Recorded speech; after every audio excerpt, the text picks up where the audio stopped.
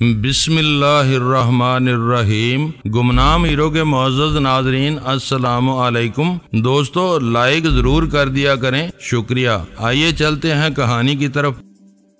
सुबह जब मैं बिस्तर से उठा तो इस वक्त 7 बज चुके थे और मेरी सारी कसलमंदी दूर हो चुकी थी। हैदर उस वक्त बावर्ची खाने में था। 2-4 बर्तन जो सारे दिन में इकट्ठे होते, इन्हें वो सुबह ही सुबह धो लेता था। मैंने नहा धोकर लिबास तब्दील किया तो वो मेरे लिए चाय ले आया। इस वक्त 7:45 बज रहे थे कि गेट की घंटी टराने लगी। देख यार, कौन आया है इस वक्त, खुदा खैर ही करे। मेरा ख्याल है आदमी के लिए घर भी एक बहुत बड़ी मुसीबत है। मुझे भी कुछ ऐसा ही लगता है। इस घंटी से तो मैं बहुत जलील हो गया हूँ, मेरी दौड़ें ही लगती रहती हैं। ये कहकर वो बाहर निकल गया। जब वो वापस आया तो मैं ये देखकर हैरान रह गया कि उसके साथ आहू का मुलाजिम कुबरा चल रहा था और इसके अकब में एक दराज कद औरत बुरके में लिपटी हुई आ रही थी। मैं तो इन्हें देखकर उछल सा गया। कुबरा एक नंबर का शैतान था। वो सीधे ड्राइंग रूम में आ घुसे। हैदर इन्हें रोकता ही रह गया, मगर कुबरा को वो रोक ही नहीं सकता था। उसने आते ही निहायत बेतकल्बी से अस्सलामु अलैकुम कहकर मुझसे यूं हाथ मिलाया जैसे वो मेरा लंगोटिया यार हो। क्या हाल है उस्ताद, बड़े ठाठ हैं तुम्हारे। मैंने बड़ी कड़ी नजर से उसे घूरा तो वो एकदम मुअद्दब हो गया। क्या बकते हो, क्या समझा है तुमने मुझे? वो लहजे की सर्जनश से बिल्कुल ही दहल गया। मैं माफी चाहता हूँ जनाब, वो दरअसल मैं इनको आपकी खिदमत में लाया था। मैंने कहा कि 9 बजने से पहले ही पहुँच जाऊँ। बैठो, इनको भी इधर बिठाओ, तुम्हें तमीज सिखानी पड़ेगी। कुबरा, किसी आदमी से बेतकल्फी का ये मतलब नहीं है कि तुम उसे यूं मुखातब करो। मैं तुम्हारी खाल उधेड़ सकता हूँ। आखिर क्या समझते हो तुम खुद को? मैंने अभी उसे आड़े हाथों लेते हुए कहा। मुझे उसने एकदम तैश दिला दिया था। वो देख रहा था कि वो इतनी बड़ी कोठी में दाखिल हो रहा है। इसे मालूम था कि वहाँ मैं किस हैसियत में बैठा हूँ। इसे अपने मर्तबे का भी इल्म था। इसके बावजूद वो इस तरह बात करता था जैसे मैं इसे बहुत दबता हूँ। किसी भी वक्त उसने मुझे उस्ताद के लफ्ज के बगैर मुखातब नहीं किया था, मगर इस रोज तो उसने हद ही कर दी थी। इसे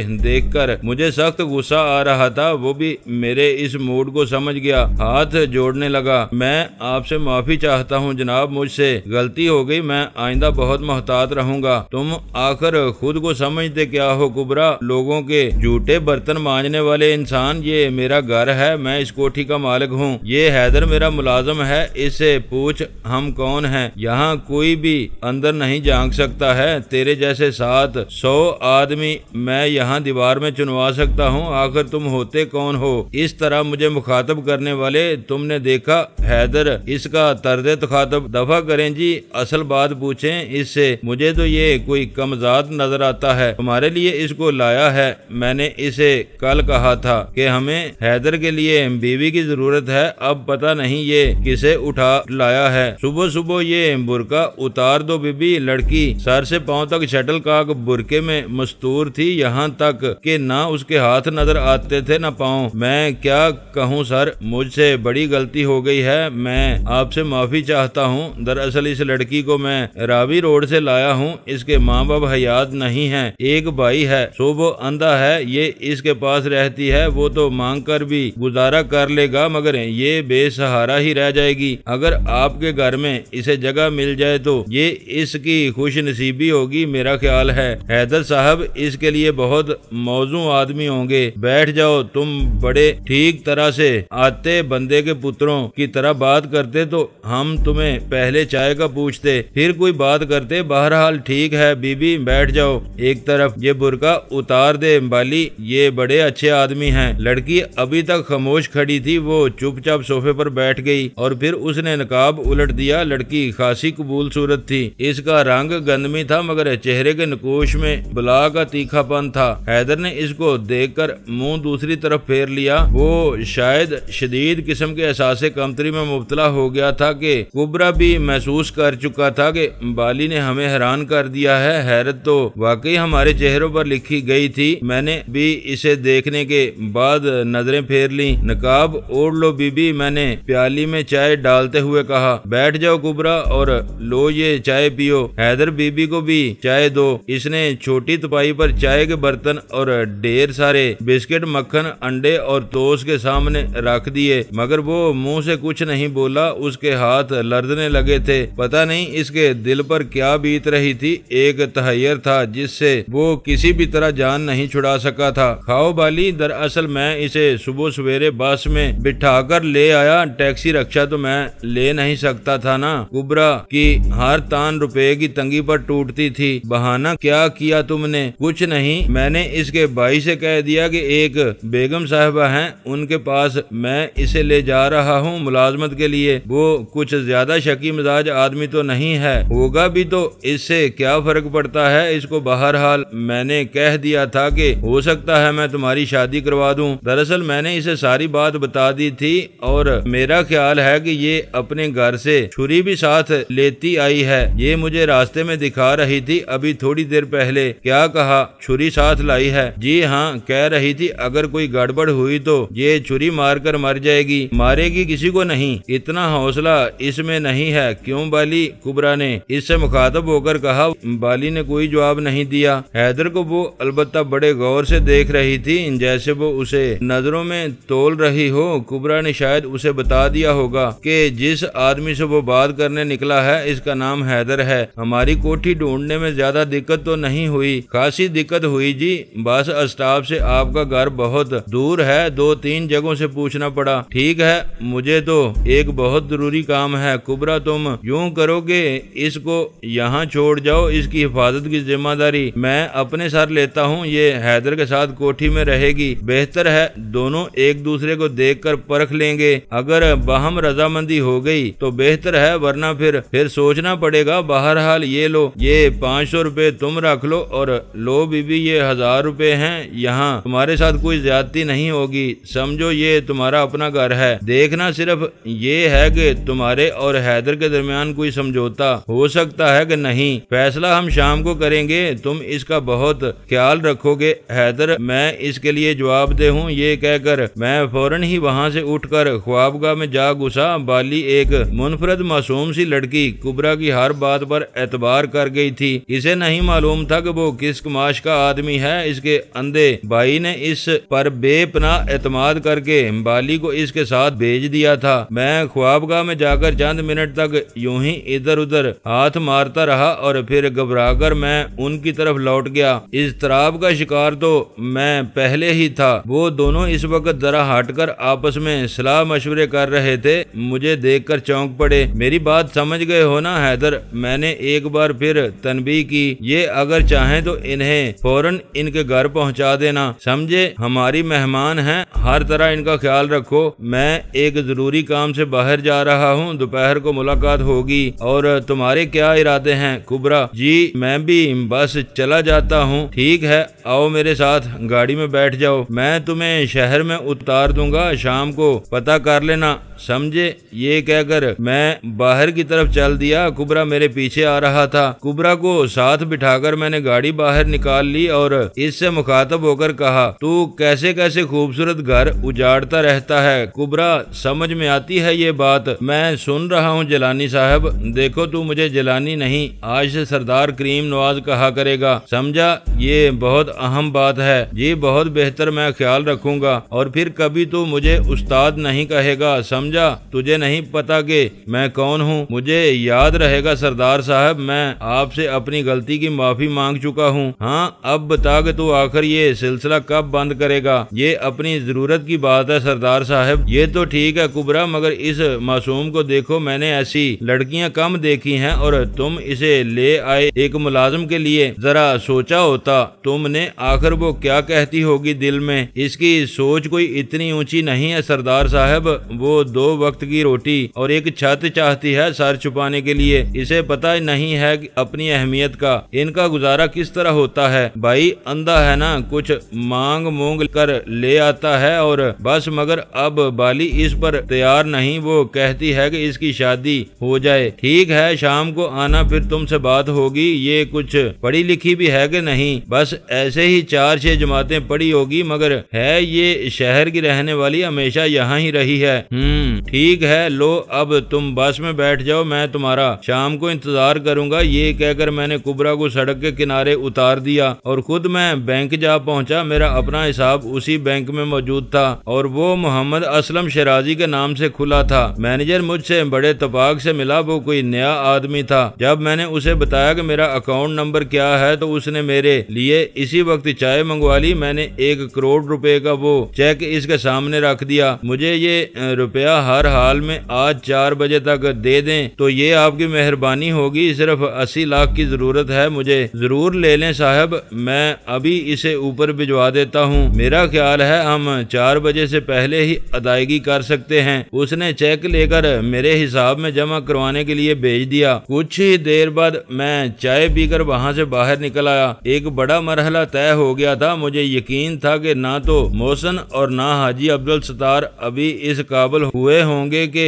वो इस चेक का किसी से जिक्र कर सके, क्योंकि वो दोनों पुलिस की तहवील में थे और यकीनन वो जानबूझकर इस चेक का मामला जेरे बहस नहीं लाएंगे, क्योंकि इन्हें मालूम हो चुका था कि मलक अशरफ और असगर अली भी हिरासत में लिए जा चुके हैं। शायद वो कोई बयान भी न दे सकें तावक्ती के। पुलिस उन पर नुस्खा नंबर 21 इस्तेमाल नहीं करती है। अंदाजा मेरा यही था। मैं बड़ी आसानी से 4 बजे बैंक जाकर वो रुपया नकद कर सकता था, मगर ये खौफ मेरे दिल से ना निकल सका कि अगर उनमें से किसी ने भी अपने दस्तखतों में जरा सी गड़बड़ कर दी होगी तो उसका बैंक के लोगों को इल्म हो जाएगा और फिर उल्टी आंतें गले पड़ने लगेंगी। कोई कुछ नहीं कह सकता कि क्या हो जाए। जब तक रुपए मिल नहीं जाते मैं मुतमिन नहीं हो सकता था। सूरत हाल बड़ी ही गैर यकीनी थी। मेरा ख्याल है मैंने मोहसन और हाजी साहब के सिलसिले में बहुत जल्दबाजी से काम लिया था। क्या जरूरी था कि मैं रकम वसूल किए बगैर ही इन्हें आहू के जरिए पुलिस के हवाले कर देता। ये बड़ी ही गलत बात थी। मुझे चाहिए था कि मैं चेक कैश करवाने के बाद उनका पता किसी को बताता, मगर अब मैं क्या कर सकता था। जो कुछ होना था वो तो हो ही चुका था। मैं इधर उधर फिरने की बजाय सीधा हाल रोड जा पहुंचा। हमारा वो पुराना मिस्त्री वहां से बिस्तर गोल कर चुका था और मैं गाड़ी किसी और आदमी के सुपुर्द नहीं कर सकता था। चारों नाचार मैं अपनी कोठी जा पहुंचा। मालूम ये हुआ कि हैदर उस लड़की के साथ लान में घूमता फिर रहा है। इसे इशारा तो मैं दे ही गया था। पट्टे ने मेरे निकलते ही एक फाख्तई रंग का वलायती सूट पहन लिया था और वो उसे सजता भी था। टाई भी इसने नई लगा रखी थी। एक जरा टांग इसकी सीधी होती तो वो कई जवानों को मात कर सकता था। और वो बीबी भी इसके साथ बड़े इत्मीनान से लान में घूम रही थी। मेरे हारन की आवाज सुनकर हैदर ने गेट खोला तो इस वक्त बाली इसके साथ अकबी लान के बाएं हिस्से में खड़ी थी और मुझे हैरत थी कि उसने बुरका उतार कर सुरख चादर ओढ़ ली थी। हैदर गेट बंद करके मेरे साथ ही बैठ गया। क्यों बे, ये क्या हो रहा है? अभी तो वो क्या कहते हैं कोर्ट मार्शल का पहला हिस्सा ही शुरू हुआ है। ओए, कोर्ट मार्शल नहीं, कोर्टशिप कहते हैं इसे। बस जी दुआ करें, बुजुर्गों की दुआ की जरूरत है। ओए, तू घास तो नहीं खा गया कहीं? रजामंदी निकाह की सूरत पैदा हुई कि नहीं? अभी कहाँ जी, बस वो शर्माती बहुत है, किसी बात का जवाब नहीं देती। कहीं वो गूंगी तो नहीं है? मैंने गाड़ी पोर्च में खड़ी कर दी। वो हंसता वो बाहर निकल आया। इसकी बातें खिली जाती थीं। लगता था वो बहुत खुश है। गूंगी नहीं है जी, सब समझती है, पर आपने इसका दिमाग फर्शे मोहल्ला पर पहुंचा दिया है। ओए हैदर, खुदा के लिए अरशे मोहल्ला कहते हैं भाई, ऐसे ही बकता चला जाता है। क्या कह दिया है मैंने उसे? जी, आपने उसको अपना मेहमान जो कह दिया था सरदार साहब। बार बार आप उसका ख्याल रखने की ताकीद करते रहे हैं, बस सारा कसूर वहीं से खराब हो गया, वरना इसको तो पता ही नहीं था कि वो शय क्या है। नहीं हैदर, वो इसी लायक है। ये अलग बात है कि ये बात हमने उसके मुंह पर कह दी। वैसे वो कहती क्या है? हम इस अरसे में ड्राइंग रूम में जा पहुंचे थे। मैं उसे यहाँ ही ले आता हूँ, मगर इतने में वो खुद ही सहमी सिमटी हुई बरामदे में आती दिखाई दी और दरवाजा खोलकर अंदर आ गई। एक नजर इसने हम दोनों को बड़े गौर से देखा और फिर सर झुकाकर एक कोने में जा ठहरी। क्या बात है बाली, आपको कोई बात नहीं करनी आती है? जी, मैं क्या कहूँ, आप अभी आए हैं ना? हाँ, आप लान में टहल रही थी। आए इधर इधर सोफे पर बैठ जाएं। हमारे यहाँ औरत तो कोई भी नहीं है, सारे काम हैदर ही करता है। जा ओए इनके लिए काफी बना दे, एकदम गामड़ आदमी है तू। हैदर मेरी बात पर मुस्कुराता हुआ बाहर निकल गया। लिबास उसने अभी तक वही पहन रखा था जिसमें नीला और सफेद रंग नुमाया था। पाँव में जूती उसने बहुत ही नफीस सी पहन रखी थी और वो पाँव किसी गंवार के नजर नहीं आते थे। आपका यहाँ दिल तो नहीं घबराया? जी नहीं, मैं यहाँ बाग में टहलती रही, बहुत खूबसूरत बाग है आपका। इसकी आवाज में नगमगी थी मगर इस पर किसी मर्दाना आवाज का शायबा पड़ता था। पता नहीं ये मेरा एहसास था या क्या बात थी। ऐसी आवाज मैंने बहुत कम सुनी थी मगर फिर भी इसकी नस्वानियत से इनकार नहीं किया जा सकता था। जरा सा करारापन इसमें आ गया था जो देर तक आदमी को ये एहसास दिलाता था कि इसने एक मौसर आवाज सुनी है। हैदर आपके साथ था? जी हाँ। कैसा लगा ये आदमी आपको? मेरा मतलब है आप इसके साथ खुश रह सकेंगी कि नहीं? जी मैं क्या कह सकती हूँ, क्या मतलब भाई, वो दरख्वास्त करिंदा है। वो मेरा मफहूम समझकर हंस दी। वो छुरी आपके पास थी? जी हाँ वो तो अब भी है, ये मेरे साथ ही रहती है। इसने एक तेजदार कटार तेजी से निकालकर मुझे दिखा दी। उस पर गुलाब चढ़ा हुआ था। जैसे ही इसने वो कटार गुलाब से अलग की, मैंने इसकी आंखों में अजीब सी चकाचौंध देखी, जैसे वो सारी रोशनी इस दार की मोहताज हो। फिर वो कटार इसने फौरन ही गुलाब के अंदर रखकर इसे एहतियात से रख लिया। ये कटार क्यों लिए फिरती हैं आप? आपको कुबरा ने बता तो दिया था। तो फिर क्या इरादे हैं आपके? हैदर के बारे में क्या फैसला किया है आपने? वो आपका बटलर मुझसे मजाक कर रहे हैं। आप क्या मुझे वाकई हैदर के बारे में अपनी राय बतानी होगी? इसमें क्या हर्ज है बीबी? इसी बात का तो आपको मौका दिया जा रहा है। मैं बहरहाल शाम को यहाँ से चली जाऊंगी। आपकी इस मेहरबानी का बहुत बहुत शुक्रिया। ये कहकर वो उठने लगी। अरे आप तो जा रही हैं, बैठे भाई, अभी हमारी गुफ्तगू मुकम्मल नहीं हुई है। वो अपनी जगह से उठ खड़ी हुई थी, मेरी तरफ एक नजर डालकर दोबारा बैठ गई। तो आपके भाई नबीना हैं? जी हाँ, वो मुझसे कोई 20 साल बड़े हैं। पहले तो ऐसे नहीं थे, फिर एक तेज बुखार आया कोई 16 साल पहले और वो इससे उठे तो अंधे हो चुके थे। घर की सारी पूंजी हमने आहिस्ता आहिस्ता खर्च कर ली, यहाँ तक कि मकान का आधा हिस्सा भी बेच दिया। और जब वो भी न रहा तो वो बाजार में जा बैठे। उनके अच्छे वक्तों में मैंने चौथी तक तालीम हासिल की थी मगर फिर आगे न बढ़ सकी और घर में बंद होकर बैठ गई। कोई 4-5 महीने से कुबरा ने भाई से दोस्ती बढ़ा ली और ये हमारे घर भी आने लगा। 5-10 रुपए की मदद भी ये कर देता था। आज ये भाई से कहकर मुझे साथ ही ले आया कि कह रहा था कि ये मेरी शादी करवा देगा। वो बातें करने पर आई तो इसने एकदम दरिया ही बहा दिए। आपके हालात सुनकर मुझे बहुत अफसोस हुआ है बीबी। कुबरा शायद आपको सही बात नहीं बता रहा था। मैंने उसे मुख्तसरन सूरत हाल से आगाह किया और कुबरा का जुगराफिया भी इसे समझा दिया। अच्छा तो ये बात थी, इसका मतलब ये है कि मैं भाई को बता दूंगी कुबरा क्या चाहता था। मैं इसे जरूर बताऊंगी। अच्छा क्या जो मैं छुरी साथ ले आई कोई बुरा वक्त आता तो इसे मैं वाकई सीने में मारकर मर जाती। वो वाकई परेशान हो गई थी। एक उसके आंसू नजर नहीं आते थे वरना रूहानसी तो हो गई थी। इतने में हैदर काफी लेकर अंदर आ गया। आए बीबी दफा करें, ये ले काफी पिए। वैसे हैदर अच्छा आदमी है, बहुत मेहनती है, वफादार है, बल्कि वो क्या कहते हैं कुत्ते की तरह वफादार है। जी जान से मेहनत करता है, ईमानदार है, खयानत नहीं करता, घर बहुत अच्छी तरह संभालता है और ज्यादा खर्च भी नहीं करता। बात ये है जी कि मुझे शोहर की जरूरत है, किसी मुलाजिम की नहीं। आप क्यों मुझसे मजाक करते हैं? क्यों भाई हैदर क्या बात बनी फिर? कुछ हमें भी बताओ, अब तो तुम दोनों ही मौजूद हो। क्या बताऊं जी, जो फैसला ये करें मुझे मंजूर है। वैसे मेरा ख्याल है कि 50% काम तो हो ही चुका है। क्या मतलब? वो कैसे? ये तो कुछ और ही कह रही हैं। मेरा मतलब है जी कि मैं तो बहरहाल राजी हूँ, आगे इनकी मर्जी।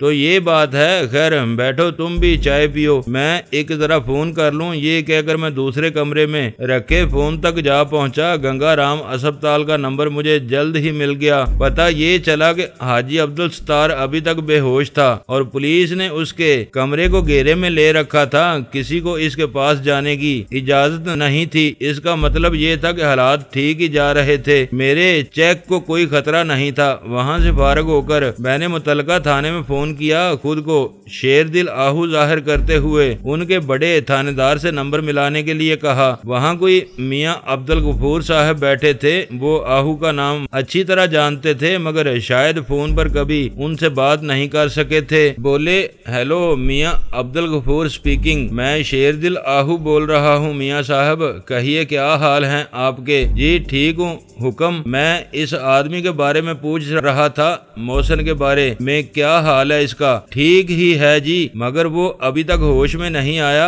हमने इसे क्रिश्चियन अस्पताल में भेज दिया है। इस पर शायद किसी ने बहुत ज्यादा तशद्दुद किया है। ये काम किसने किया होगा? आखिर आपको कहाँ से मिला था? वो मकर कर रहा होगा, वरना ऐसी कोई बात नहीं है। किसी ने उस पर तशद्दुद नहीं किया है। मेरा ख्याल है कि ऐसा नहीं है। आहू साहब उसका गला दबाया गया है, इसकी आवाज नहीं निकलती है और गशी उसे बार बार आता है। देखें डॉक्टर क्या कहते हैं। उनका ख्याल है उसे वहाँ भेजे कोई 1 घंटा हो गया है। देखें वो क्या कहते हैं। मेरा ख्याल है कि आप यहाँ आ जाएं। और हाँ, हाजी साहब का भी सुना है यही हाल है। इन्हें तो दिल का दौरा पड़ा है। पता नहीं वो जानवर भी हो सकेंगे कि नहीं। अल्लाह ही खैर करे। हम तो फंस कर रह गए हैं। बात बड़ी ही अहम है। बहरहाल 1-2 रोज तक दूसरे 2 आदमी भी आपके हवाले कर दिए जाएंगे, तब ही आप कोई फैसला कर सकेंगे। आप फिर यहाँ आ रहे हैं कि नहीं? उसने बड़ी ताकीद से कहा।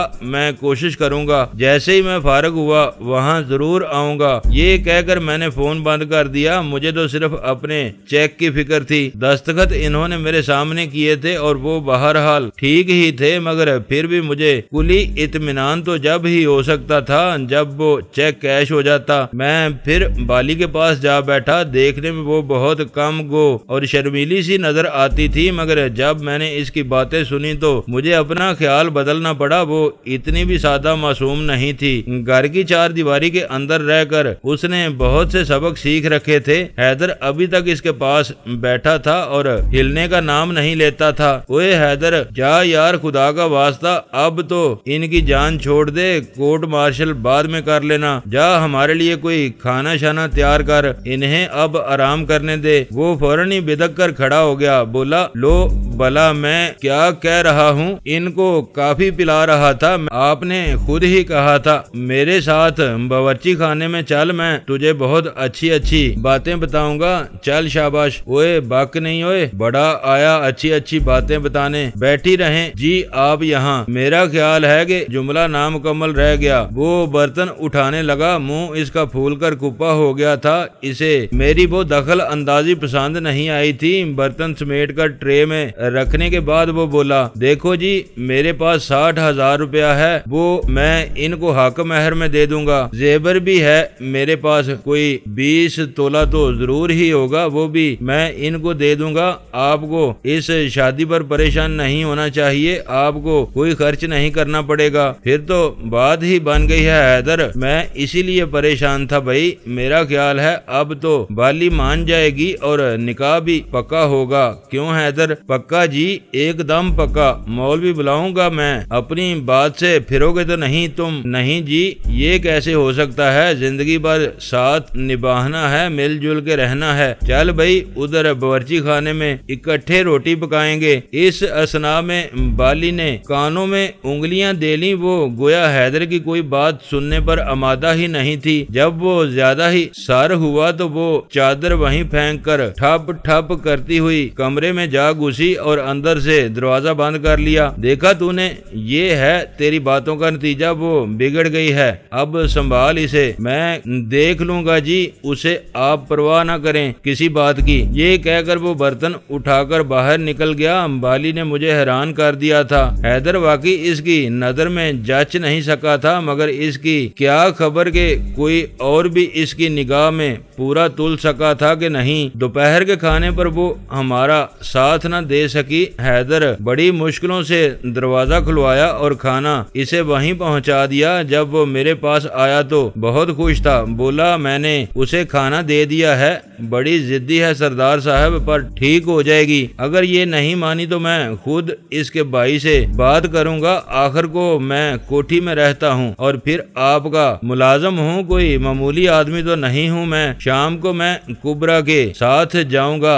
देखूंगा वो अंधा क्या कहता है। शाम को उसे कुबरा के साथ वापस भेज देना, यही बेहतर है। उससे तेरा जोड़ नहीं है हैदर, मैं तेरा कोई और बंदोबस्त कर दूंगा। नहीं जी, मुझे तो यही पसंद है, आप देखते तो रहें। ये कहकर वहाँ से बाहर निकल गया। मैं वहाँ से उठकर बाली के कमरे में जा पहुँचा। वो खाना खत्म कर चुकी थी। मुझे देखकर उसने बर्तन समेटकर अलग रख दिए। बाली, आप यूं करें कि आज अपने घर चली जाएं, मेरा ख्याल है आपको पसंद नहीं आया। शायद आप भी ऐसा नहीं चाहते हैं, और अगर मजबूरी की बात है, मेरी पसंद नापसंद का तो कोई सवाल ही नहीं। वैसे मेरा ख्याल है अगर हैदर सच कहता है और इसके पास इतने रुपए हैं तो वो ये जिम्मेदारी निभा सकता है। बाली, कहीं ऐसा न हो कि बाद में तुम्हें पछताना पड़े। अच्छी तरह सोच समझ लो। पेट बड़ा पापी है सरदार साहब, सोच विचार किया हासिल होगा। 2 वक्त की रोटी का सहारा तो हर सूरत में जरूरी है। तो फिर ठीक है, अपने भाई से बात कर लो,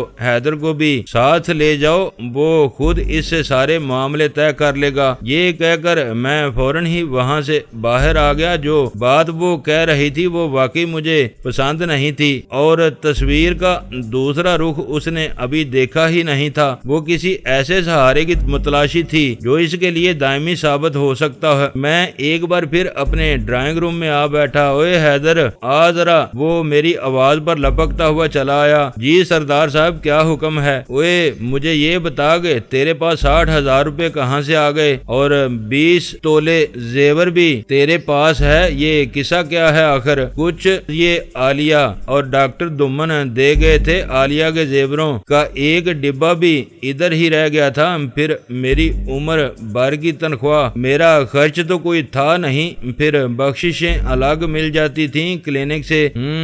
तो फिर तो तेरी शादी हो सकती है। बिल्कुल हो सकती है जनाब, और इस बाली को तो अब मैं जाने नहीं दूंगा। ख्वाह लग जान हथकड़ियां। इस वक्त 2:30 बज रहे थे। मैंने बैंक के नंबर घुमा दिए। मैनेजर तिरमिजी सीट पर मौजूद था। पता ये चला कि वो चेक की रकम मंगवा चुका है। बोला, आप अभी आ जाएं, मैं रकम दे दूंगा। मैंने अपना स्पेशल मैनेजर भेजा था। जनाब, आप तो हमारे बहुत पुराने कस्टमर हैं। ठीक है, मैं अभी आ रहा हूँ। ये कहकर मैंने फोन बंद किया और गाड़ी लेकर इसी वक्त बैंक की तरफ चल दिया। बात बन रही थी, रास्ते में कोई रुकावट नहीं आई थी। सारा काम मेरे मंसूबे के ऐन मुताबिक तय पा गया था, और अब मैं रकम लेकर बड़े इत्मीनान से कंदियार जा सकता था। एक मुश्किल मरहला बहसनो खूबी मुकम्मल हो गया था। मेरी बहन भी आजाद हो गई थी और हमें खुशहाली भी हासिल हो चुकी थी, और ये आसूदगी इसी तरह मिल सकती थी। कोई हमें छप्पर फाड़ कर नहीं दे सकता था। यहाँ से वहाँ तक जिस तैरगी की ज़ाद में हम आ चुके थे वो